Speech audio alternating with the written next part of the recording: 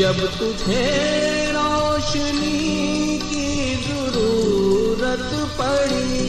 جب تجھے روشنی کی ضرورت پڑی، اپنی محفل کے شمس و قمر دیں گے ہم، تو سلامت رہے، تو سلامت رہے۔ اور آج کا دن پاکستان کی تاریخ میں ایک بہت ہی،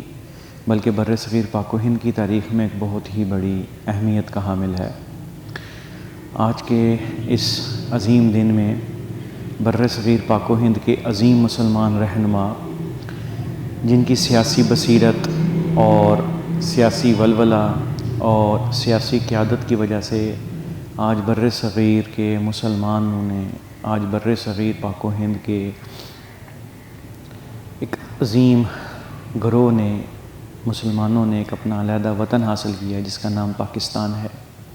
آج کا دن اسی عظیم لیڈر کی، اسی عظیم سیاسی قائد کی یوم ولادت ہے، یوم پیدائش ہے۔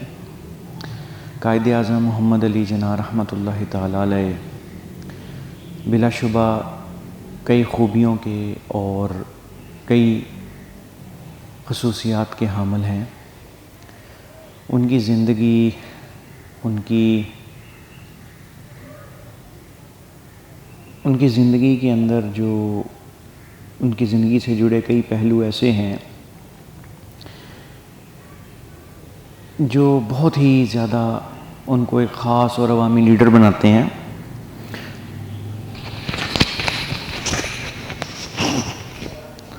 خاص کر کے قائد اعظم محمد علی جناح کی جو قیادت کرنے کی کوالٹیز ہیں، ان کی قیادت کرنے کی جو خصوصیات ہیں، وہ سب سے اہم ہیں کہ جس وقت بر صغیر پاک و ہند میں انگریزوں نے حکومت کی، سامراجی سرکار یہاں پر آیا اور اس نے آتے ہی یہاں پر تمام مسلمانوں کے نظام کو تہس نہس کر دیا اور اپنا ایک نظام یہاں پر نافذ کیا، اور اس نے مسلمانوں کو اپنے نئے نظام کے تحت پستی کے ایسے گڑھوں کے اندر دھکیل دیا کہ جس کی مثال نہیں ملتی۔ اس صورت میں قائد اعظم محمد علی جناح رحمۃ اللہ تعالیٰ علیہ، اللہ تبارک و تعالیٰ کے فضل و کرم سے انہوں نے اس قوم کی قیادت سنبھالی، باغ ڈور سنبھالی۔ لیڈر اس سے پہلے بھی بہت آئے، بہت مسلمانان ہند میں بہت اچھے لیڈر اس سے پہلے بھی آئے، انہوں نے بھی بہت اچھے طریقے سے رہنمائی کی۔ مگر جس سسٹم کے اندر، جس نظام کے اندر ہمیں قائد اعظم محمد علی جناح نے یہ محسوس کیا کہ جس نظام کے اندر ہمیں انگریزوں نے جکڑ دیا ہے، اس نظام سے اس وقت تک چھٹکارا حاصل نہیں کیا جا سکتا جب تک کہ اس نظام کے ہمیں خد و خال سمجھ نہ آ جائیں، جب تک کہ ہم اس نظام کو خود ہی